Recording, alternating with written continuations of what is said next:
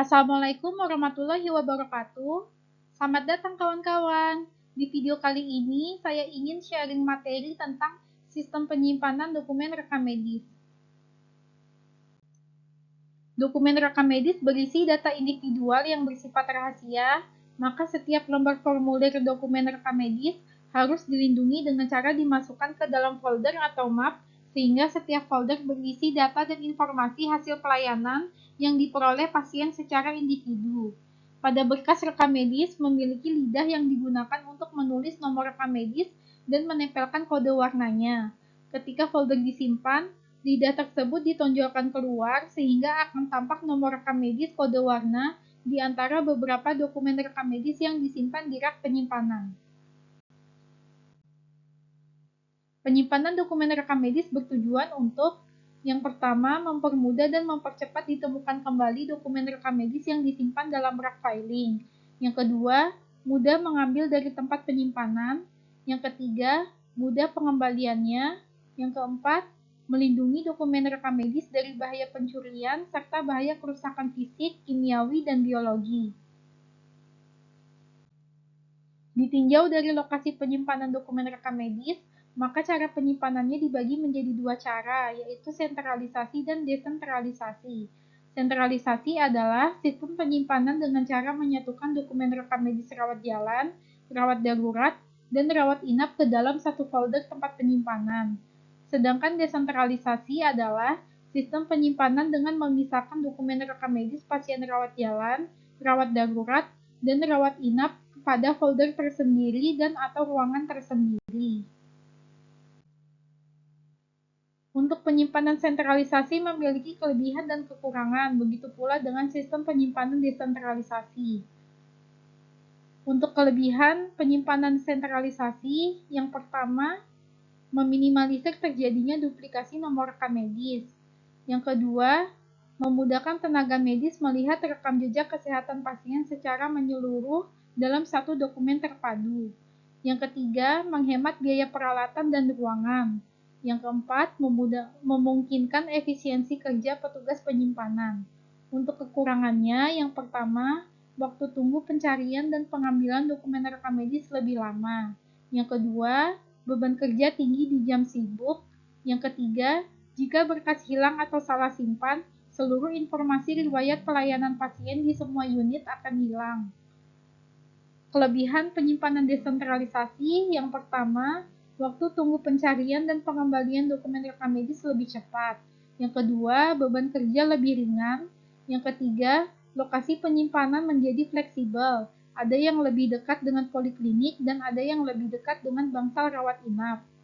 Kekurangannya, yang pertama, beresiko terjadinya duplikasi nomor rekam medis.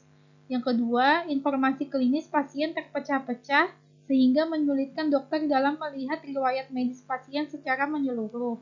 Yang ketiga, biaya lebih tinggi karena butuh lebih banyak ruangan, perlengkapan filing, dan tenaga rekam medis. Selain cara penyimpanan berdasarkan lokasi penyimpanan dokumen rekam medis, ada pula pengaturan penyimpanan dokumen rekam medis menurut jenis sistem penyimpanan yang digunakan pada fasilitas pelayanan kesehatan. Jenis sistem penyimpanan tersebut meliputi yang pertama alfabetik, yang kedua numerik, yang ketiga kronologis, yang keempat per subjek atau kasus, yang kelima berdasarkan wilayah. Pertama, alfabetik, yaitu sistem penyimpanan dokumen rekam medis berdasarkan urutan abjad. Huruf depan dari nama pasien akan dijadikan huruf kunci untuk pencarian pada rak penyimpanan. Jenis penyimpanan ini cocok untuk fasilitas pelayanan kesehatan dengan jumlah pasien yang masih sedikit. Contoh penerapan sistem penyimpanan alfabetik yaitu seperti pada gambar di bawah ini. Ada beberapa kekurangan yang dapat menjadi pertimbangan fasilitas pelayanan kesehatan dalam mengambil keputusan untuk menerapkan jenis penyimpanan ini. Yang pertama, membutuhkan waktu kerja yang lama. Yang kedua, mempunyai risiko tinggi terhadap timbulnya kesalahan, misalnya nama yang berubah atau nama yang salah eja. Yang ketiga, tidak dapat melakukan perkiraan terhadap kebutuhan penggunaan area rak tertentu. karena petugas tidak dapat memprediksi nama-nama pasien yang akan berobat nantinya. Yang keempat, petugas harus teliti melihat satu persatu dari urutan huruf pada nama pasien. Yang kedua ada sistem angka numerik, yaitu jenis penyimpanan dokumen rekam medis yang mengikuti urutan nomor rekam medisnya. Ada 3 cara penyimpanan berdasarkan numerik ini, yaitu sistem nomor langsung atau straight numerical filing, sistem angka tengah atau middle digit filing, dan sistem angka akhir atau terminal digit filing. Sistem nomor langsung adalah penjajaran dokumen rekam medis berdasarkan urutan nomor rekam medisnya secara langsung pada rak penyimpanan. Cara bacanya yaitu kelompok angka pertama, kelompok angka kedua, dan kelompok angka ketiga. Cara bacanya dibaca secara berurutan, yaitu 58, 14, 27. Contoh urutan nomor rekam medisnya sebagai berikut: 080001, 080002, 080003, 080004. Ada kelebihan dan kekurangannya. Kelebihannya yang pertama, mudah dalam mengambil dokumen rekam medis dengan nomor rekam medis yang berurutan tanpa jeda beberapa nomor. Yang kedua, mudah melatih petugas-petugas yang harus melaksanakan pekerjaan penyimpanan tersebut. Kekurangannya yang pertama, sangat memungkinkan petugas akan berdesak-desakan dalam satu rak jika dokumen rekam medis yang diambil merupakan yang belum lama disimpan di rak penyimpanan. Yang kedua, petugas harus memperhatikan seluruh angka pada nomor rekam medis, sehingga mudah terjadi kekeliruan penyimpanan. Contohnya, sering tertukarnya urutan nomor, misalnya 465424 tersimpan di rak penyimpanan nomor 465442. Masalah ini bisa terjadi jika beban kerja petugas tinggi.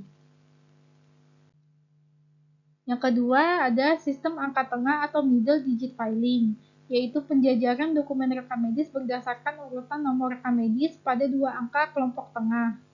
Cara bacanya yaitu 751496.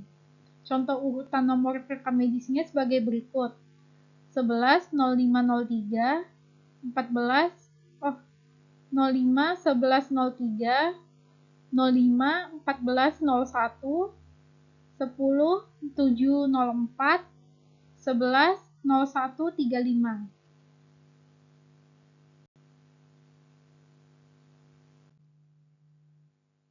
Sistem angka akhir atau terminal digit filing adalah penjajaran dokumen rekam medis berdasarkan urutan nomor rekam medis kelompok akhir. Cara bacanya yaitu 270946. Untuk contoh urutannya sebagai berikut: 120001, 120002, 120003, 120004. Sistem angka akhir memiliki kelebihan dan kekurangan yang kurang lebih sama seperti sistem angka tengah. Kelebihannya, yang pertama, penambahan jumlah dokumen rekam medis selalu tersebar secara merata ke 100 section di dalam rak penyimpanan. Yang kedua, petugas tidak akan terpaksa berdesak-desakan di satu tempat di mana rekam medis harus disimpan di rak. Yang ketiga, petugas dapat diserahi tanggung jawab untuk sejumlah section tertentu. Misalnya, ada 4 petugas yang masing-masing diberikan section 00 sampai 24, section 25 sampai 49, section 50 sampai 74, dan section 75 sampai 99.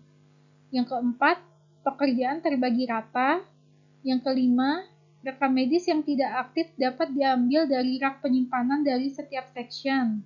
Yang keenam, jumlah rekam medis untuk setiap section terkontrol dan bisa dihindarkan timbulnya rak-rak kosong.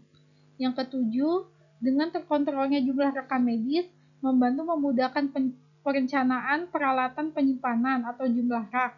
Yang kedelapan, kekeliruan menyimpan atau misfile dapat dicegah. Kekurangannya yang pertama, latihan dan bimbingan bagi petugas penyimpanan mungkin lebih lama dibandingkan latihan menggunakan sistem nomor langsung. Yang kedua, membutuhkan biaya awal yang lebih besar karena harus menyiapkan rak penyimpanan terlebih dahulu. Yang ketiga ada jenis penyimpanan kronologis, yaitu jenis penyimpanan dokumen rekam medis berdasarkan urutan peristiwa atau kejadian pasien datang ke fasilitas pelayanan kesehatan. Contohnya, fasilitas pelayanan kesehatan menyimpan dokumen rekam medisnya dengan cara diurutkan tiap tanggal, sehingga mungkin akan terbentuk kelompok-kelompok sesuai tanggal pasien berobat. Secara tidak langsung, penyimpanan kronologis dilakukan dengan menyimpan dokumen rekam medis sesuai dengan urutan waktu kedatangan.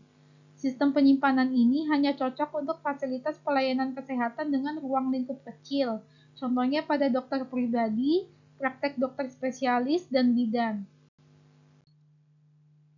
Gambar di samping adalah contoh penyimpanan kronologis, di mana pada tanggal 1 bulan Januari terdapat 2 pasien yang berobat dengan nomor rekam medis 010101 dan 020101. Kelompok angka pada sistem penyimpanan kronologis menunjukkan nomor urut, tanggal, dan bulan. Contohnya seperti berikut. Nomor urut dalam satu hari yaitu angka 01, tanggal pelayanan yaitu di angka 02, dan bulan pelayanan yang di urutan angka terakhir yaitu 08. Yang keempat, penyimpanan subjek atau kasus, yaitu jenis penyimpanan dokumen rekam medis berdasarkan kasus penyakit yang diderita masing-masing pasien. Misalnya, rak pertama untuk menyimpan dokumen rekam medis pada penyakit dalam, dan rak kedua untuk menyimpan dokumen rekam medis pada kasus penyakit jantung, dan seterusnya. Yang kelima, wilayah, yaitu jenis penyimpanan rekam medis berdasarkan wilayah yang ada di lingkup fasilitas pelayanan kesehatan berada. Rak-rak penyimpanan dokumen rekam medis akan dikelompokkan berdasarkan nama wilayah yang ada, sehingga dokumen rekam medis pasien akan disimpan berdasarkan wilayah tempat tinggalnya. Seringkali disebut dengan sistem penyimpanan family folder. Dalam satu dokumen rekam medis digunakan oleh satu keluarga dan di masing-masing formulir diberi tambahan kode khusus untuk menandai kode rekam medis ayah, ibu, dan anak. Fasilitas pelayanan kesehatan yang memungkinkan untuk menggunakan sistem ini adalah puskesmas, sehingga dengan sistem ini akan diketahui banyaknya masyarakat yang berobat atau sakit dari masing-masing wilayah, sehingga dapat digunakan untuk pengambilan keputusan penanganan kesehatan di wilayah tersebut. Sekian penjelasan dari saya. Wassalamualaikum warahmatullahi wabarakatuh.